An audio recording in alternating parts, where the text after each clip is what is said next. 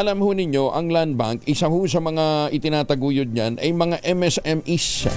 Yung mga nagsisimulang mga negosyo, mga nagpapalakas na mga negosyo, yan po ay isa sa mga masidhing tinutulungan ng land bank. Ang pag-uusapan ho natin ngayon ay MSE Month.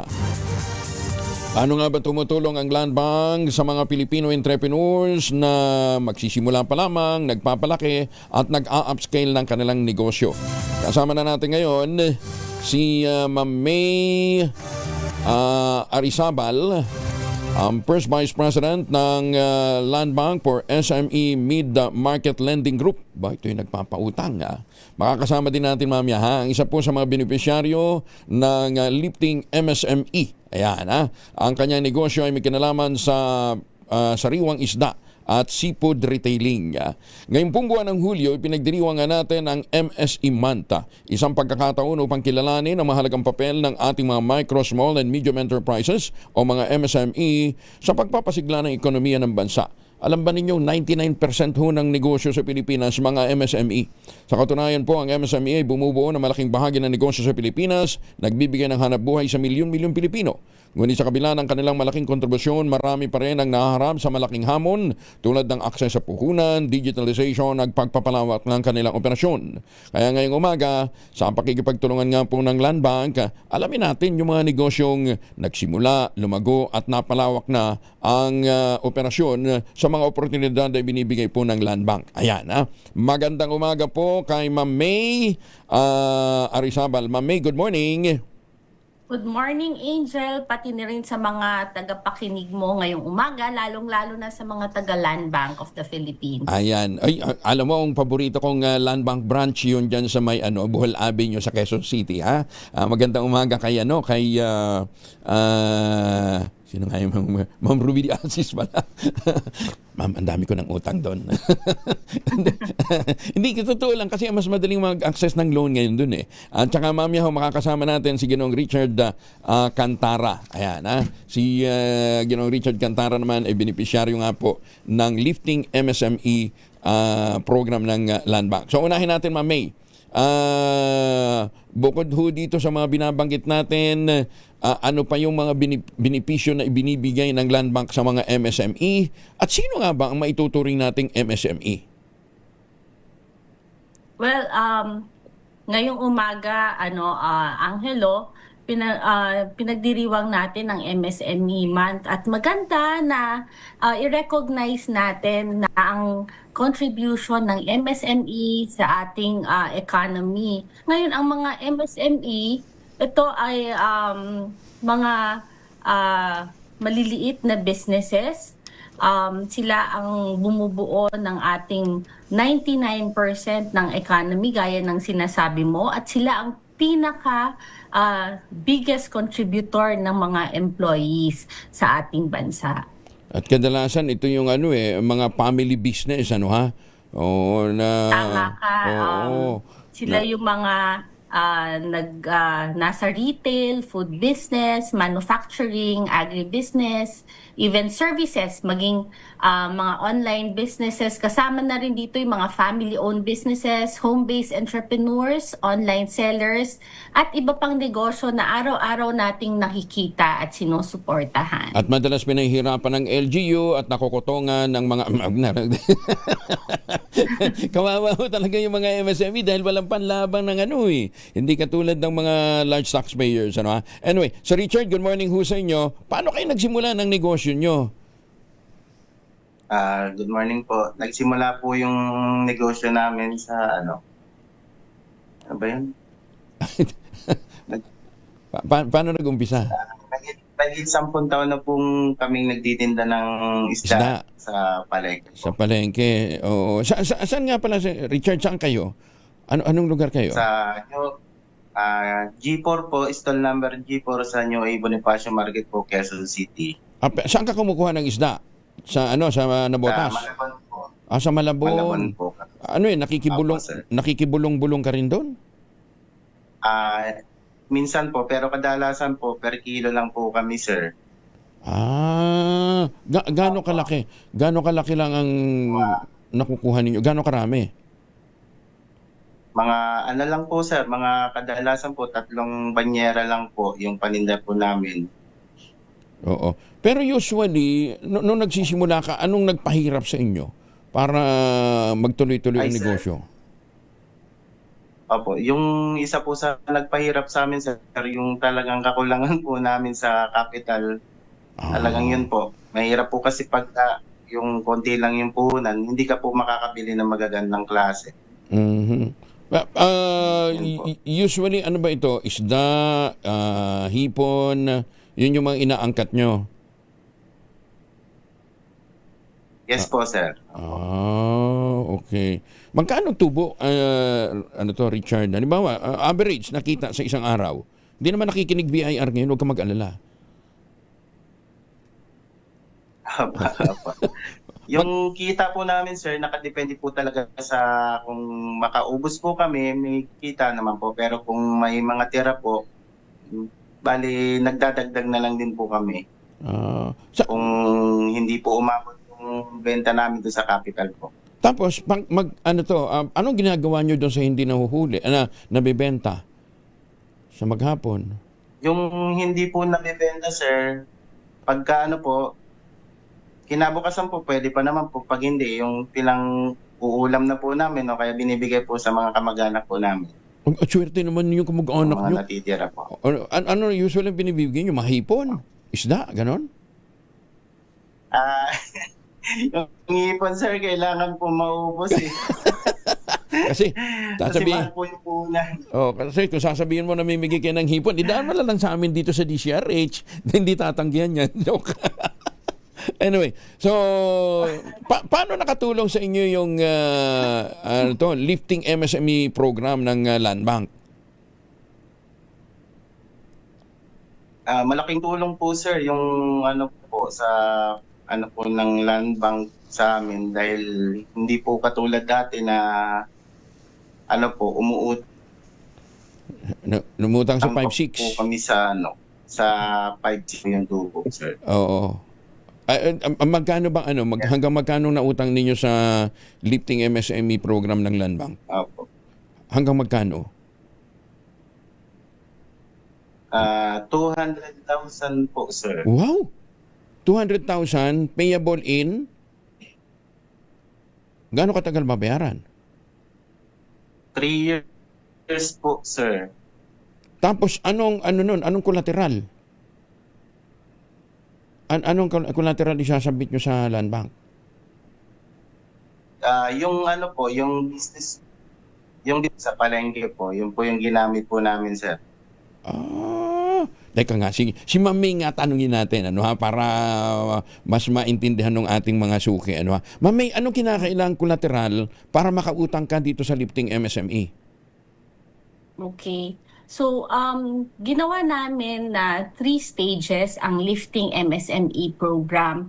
Una, ang tinatawag natin na startup. Sa startup, pwedeng mangutang ng wala pang financial statements or even collateral dahil naiintindihan namin na sa yugtong ito ng isang MSME, nagsisimula pa lamang ang kanyang pasok sa negosyo. Kaya hindi po kami nagre-require ng any of FS, gaya ng usual na nire-require ng mga bangko.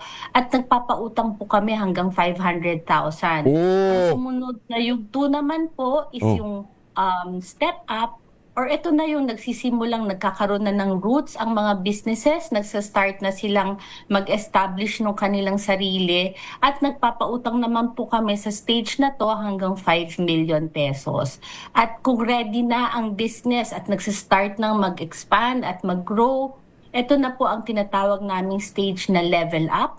Sa level up naman po, pwede po namin pautangin ng isang MSME hanggang 50 million pesos. Dapat mo i-monitor tuloy-tuloy yung performance ng borrower, Ma'am May. Opo, maganda po na malaman po natin kung saang stage na po sila para tamang assistance din po ang mabibigay din namin sa kanila. Ano yun? Bibigyan nyo lang ng pera? Walang technical assistance? O anong tawag dito? Yung pagtuturo sa kanila kung paano i-manage ang kanilang accounting for non-accountants? May mga ganon? ang Lifting MSME Lending Program po ay may kasamang capacity building aspect kung saan binibigyan namin sila ng technical skills tungkol sa handling ng kanilang mga financial statements, yung kanilang business planning, at saka po yung kanilang mga digital solutions that can be used in the operations of their business. So, meron po kaming tinatawag na MSME Solution Suite kung saan ito ay parang isang complete banking toolkit para sa MSMEs. Hindi lang ito isang business account. Pinagsama-sama na rin po nito yung mga financial solutions na kailangan ng isang negosyo. Gaya ng digital banking, payments, collections, at iba pang tools na makatutulong para maging mas mabilis, mas simple, at mas efficient ang kanilang araw-araw na operasyon. Sa madaling salita, ang gusto nating iparating sa ating mga MSMEs ay hindi lang po pautang ang maaasahan nila sa Land Bank, nandito din po kami para maging partner ninyo sa inyong paglago ng inyong negosyo sa pamamagitan ng mga financial at digital solutions na makatutulong sa bawat yugto ng inyong pagnenegosyo. So you're saying, Ma'am May, ang mga tauhan pala ng land, kasi siyempre pag sinabi mo land bank, bangko yan, di ba? Ang mga nandyan, teller, accountant. Ngayon, meron na rin kayong mga marketing experts o itong mga technical consultants na ibinibigay dito sa mga lender para matulungan sila, magabayan sila from start up to step up to level up. May ganung program. That is right, Angel. Kasi naiisip po namin na yung isa sa mga challenges ng mga MSMEs is really to being provided the right support. So that's why we also have partnered with different government agencies like the ICT, who is soon launching an AI stack for our MSMEs. We have likewise partnered with DTI, DOST, PCCI, where they also do some capacity building with their MSMEs and refer to us, collaborate with us on how to better provide financing for their MSMEs. So it's a whole of government approach. Galing Mamay, itong si Richard, anong status niya na ngayon? Nasa na siya? Nasa startup po si Mr. Richard. He's building up his business. That's why he is in that level of yung kanyang loan amount na nabanggit kanina. Kaya 200, anong pinakamababa? Basta ang maximum is 500, pinakamababa is? It's 100,000. 100,000.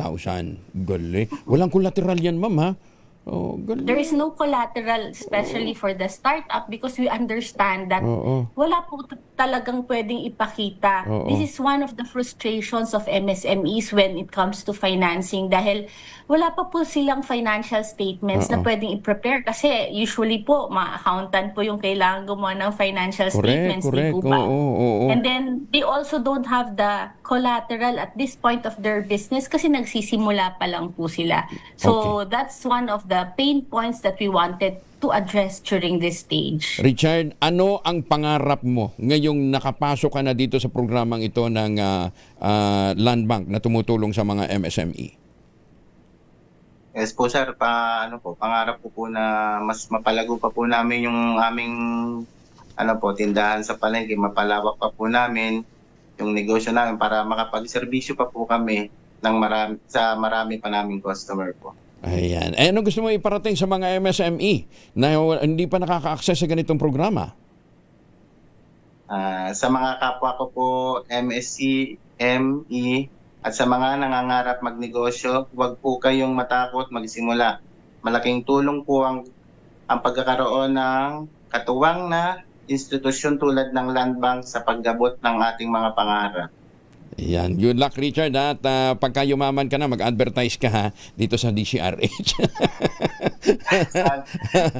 Baka bukas baka bukas makalawa, may barko na itong si Ginoong Richard Cantara, at hindi na lamang umaangkat dyan sa Malabon na, kundi nag-i-export na rin ng isda. Yan. Good luck sa iyo, Richard.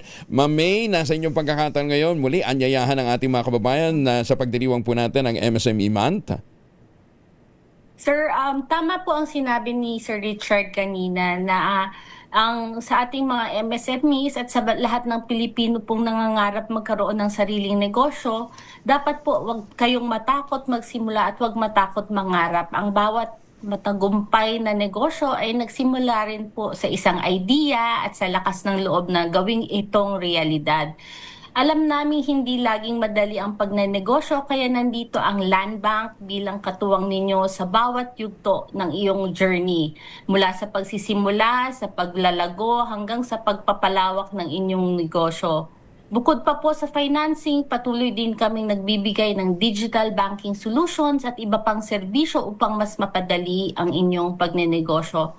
Ngayong MSME Month, inaanyayahan namin kayo na samantalahin ang mga programang inihahandog ng Land Bank dahil naniniwala kami na sa tamang puhunan, tamang kaalaman at tamang suporta, mas marami pa pong Pilipinong negosyante ang magiging susunod na kwento ng tagumpay. At kapag po umuunlad ang ating mga MSMEs, mas maraming trabaho ang nalilikha, mas lumalakas ang ating mga komunidad at mas umuunlad ang ekonomiya ng bansa. Yan ang layunin ng Land Bank, ang maging tunay na partner ng bawat MSME tungo sa mas maunlad na Pilipinas. May maraming salamat ha. Tsaka kay Richard, thank you. Good luck ka. Si May Arizabal po ay SME Mid-Market Lending Group First Vice President ng Land Bank. Ano ha? Maraming salamat. At tsaka si Richard ho naman ay isa sa mga beneficiaries ng Lifting MSE program ng Land Bank. Maraming salamat po sa pagbabahagi ng inyong kaalaman, karanasan at inspirasyon ngayong MSME Month. Sa ating mga tagapakinig, muli nating nakita kung gaano po naging katuwang ang Land Bank sa mga negosyanteng Pilipino sa pamamagitan ng financing program, digital banking solution at iba pang business support services. Kung kayo man po magsisimula pa lamang o naghahanda pa lamang na palawakin ang inyong negosyo, tandaan po ninyo may handag ang Land Bank na serbisyong angkop sa inyong pangangailangan. Para sa karagdagang impormasyon, maaari kayong magpunta sa pinakamalapit at tanggapan ng Land Bank sa inyong lugar. Bisitahin ang kanilang website www.landbank.com o tumawag sa Land Bank Customer Care Hotline 02, area code po yan, ang numero 8405-7000 o 7000. Land Bank, empowering Filipinos for a better future. Magandang umaga, Pilipinas!